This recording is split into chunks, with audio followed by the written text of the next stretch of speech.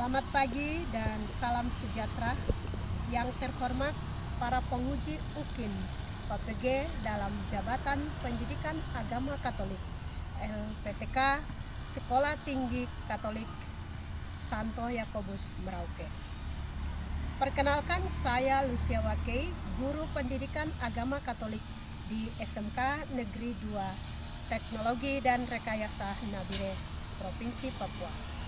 Sekaligus mahasiswa PPG dalam jabatan gelombang 2 tahun 2023 dari kampus Sekolah Tinggi Katolik Santo Yakobus Merauke.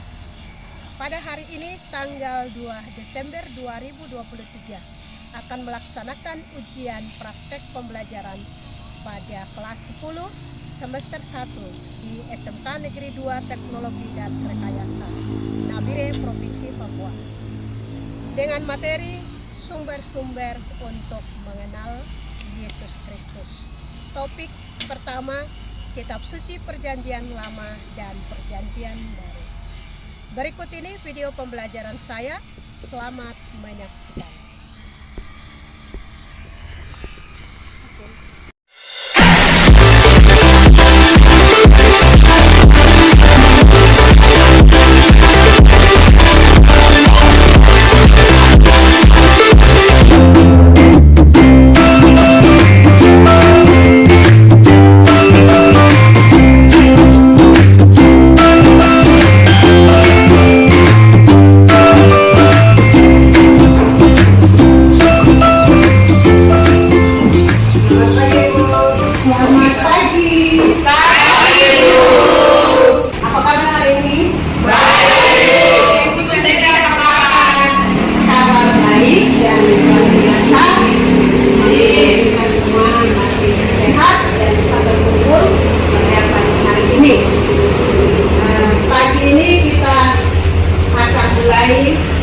Pembelajaran kita. Sebelum kita mulai, Ibu Guru minta Lukas untuk pimpin.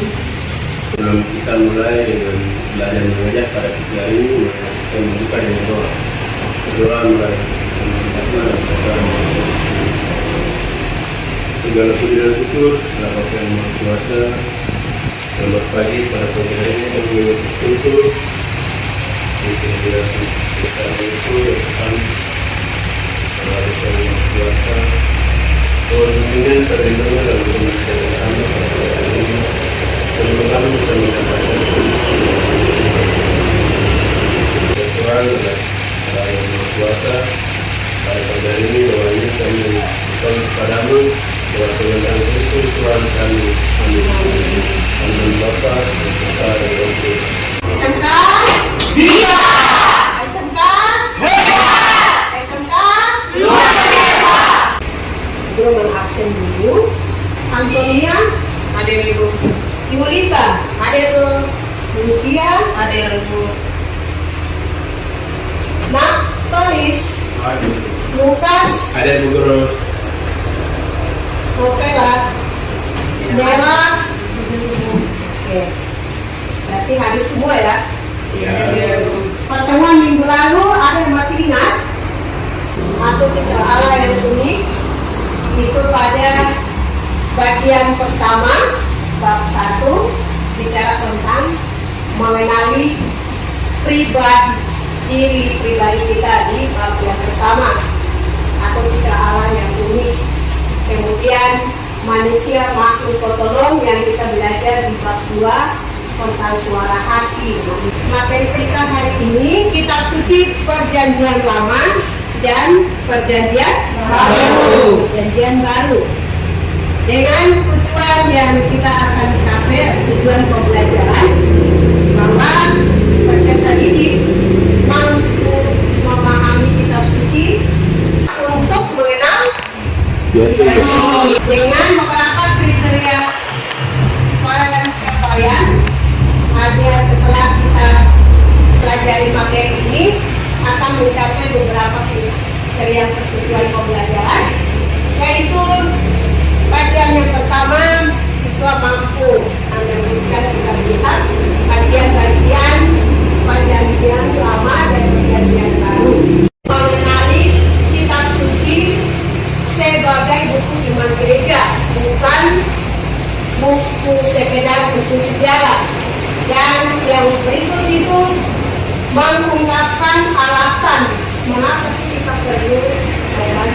kitab suci. Dan berikutnya untuk kita mendalami hal-hal yang perlu dilakukan untuk membina sikap iman berkaitan dengan kitab suci. Dan yang terakhir sebagai akhir yang kita setelah pembelajaran ini juga kita akan membuat suatu slogan atau iklan yang berisi untuk mengajak membaca kitab suci.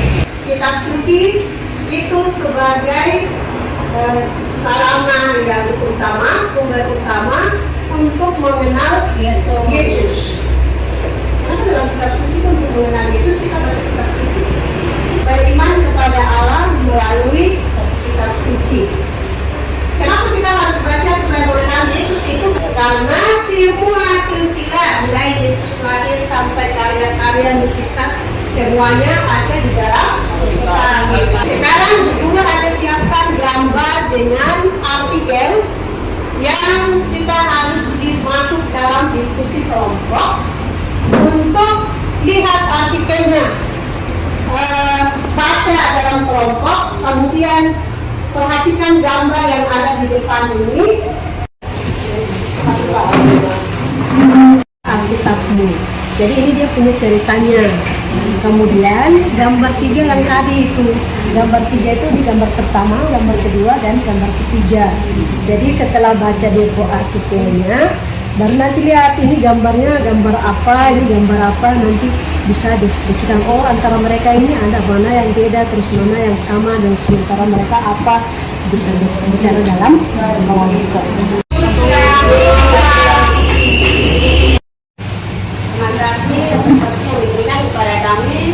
Dari kelompok 1 akan mempresentasikan diskusi kami.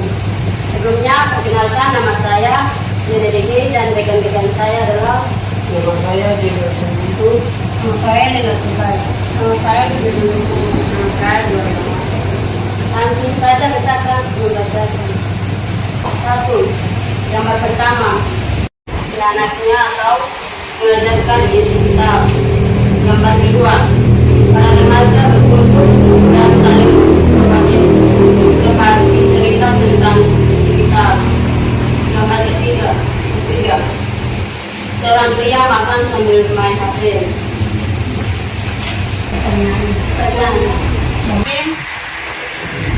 Pendapat saya tentang artikel di atas, ketiga sebagai umat Kristiani wajib membaca atau mendalami kitab suci supaya kita mengenal Tuhan Yesus yang selalu ada dalam kehidupan kita. Tangkap dari pengalaman surat ayat ketika melihat anak itu berintegrasi awal ayatnya berantunan atau bangga dengan anak itu. Apa yang kalian tangkap dari minimnya semua hubungan untuk terlibat dalam pendalaman kitab suci. Ini pendapat saya karena banyak kehidupan dengan alat elektronik serta metode untuk lainnya seperti WA, internet, Facebook, dan lainnya. Kitab suci berarti tidak mengerti apa maksudnya. Maksudnya kalau kita tidak membaca atau tidak tahu Alkitab, maka sama saja kita tidak tahu atau tidak mengenal orang yang namanya Yesus atau Kristus. Terima kasih akhirnya kami kembalikan kepada Oke, baik, luar biasa. Kelompok 1 yang telah melakukan diskusi memahami kitab suci perjanjian lama dan perjanjian baru. Kitab suci Alkitab yang terkandung dalam pengertian buku yang disebut dengan suci, ya, karena di dalamnya itu tertulis bicara tentang menceritakan tentang Yesus Kristus, mulai dari karya-karyanya. Jadi di bagian kitab suci Alkitab itu ada berapa bagian? Dua. Perjanjian lama. Perjanjian lama itu ada berapa?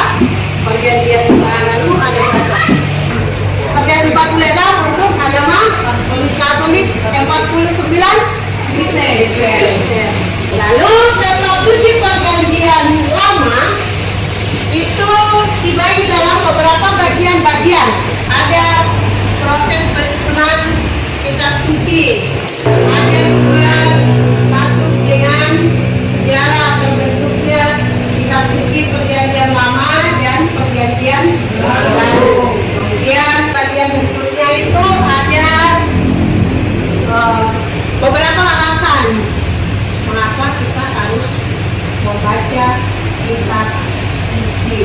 Kemudian ada juga untuk hal-hal yang membina iman untuk lebih mendekatkan diri kita kepada Tuhan.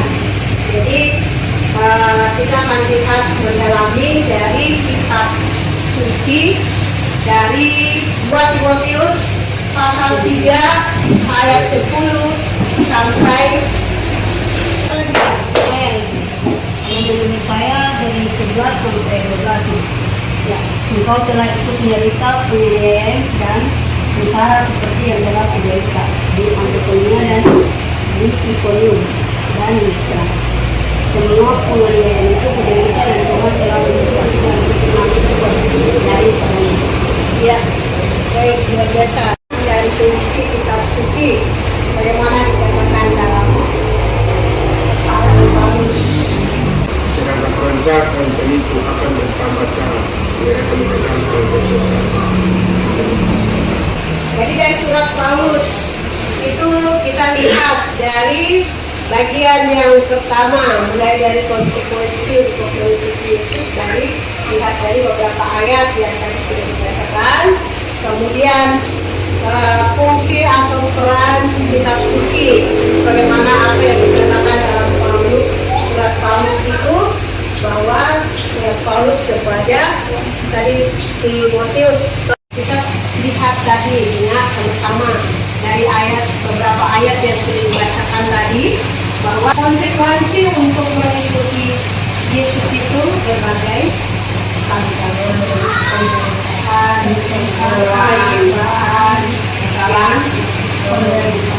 semua itu kita jalani kan.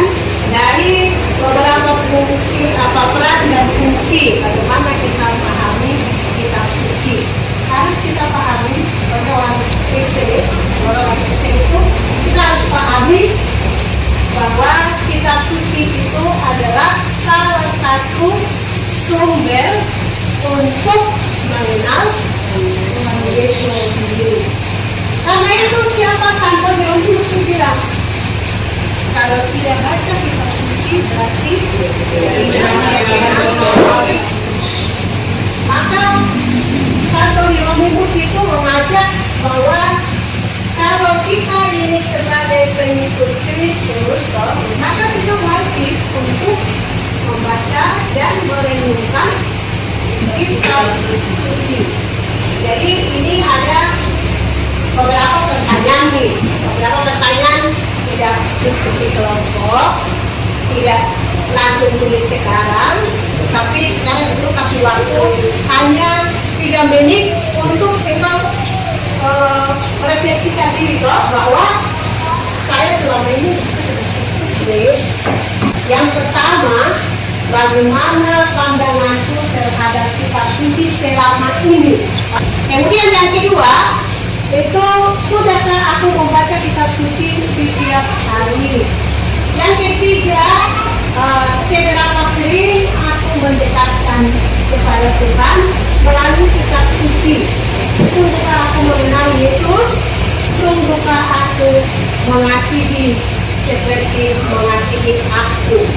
Yang akhir kesimpulan bahwa yang tadi dalam kitab surat Paulus kepada Timotius, bahwa dalam kesimpulan itu Paulus itu juga dia mengalami penderitaan, tantangan yang dia hadapi. Dari tantangan yang dia hadapi, tapi dia tetap jalan untuk mewartakan kebenaran Tuhan. Jadi Santo Paulus pun menyampaikan kepada kita bahwa walaupun ada tantangan, masalah atau banyak penderitaan, tapi tetap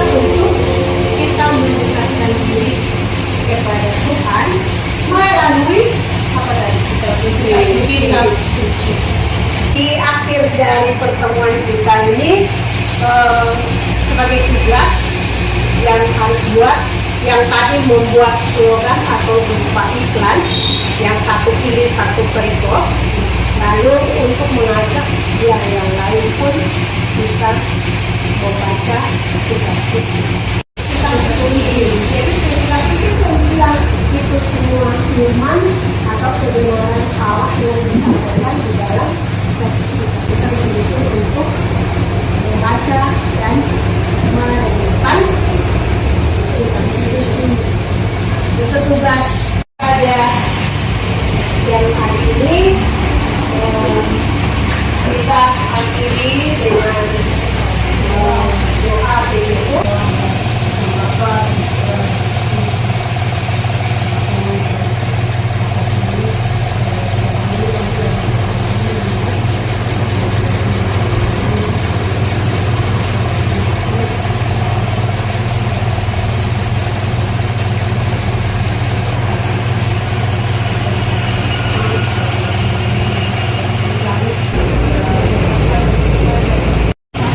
Pertemuan kita di siang hari ini sampai di sini. Terima kasih banyak.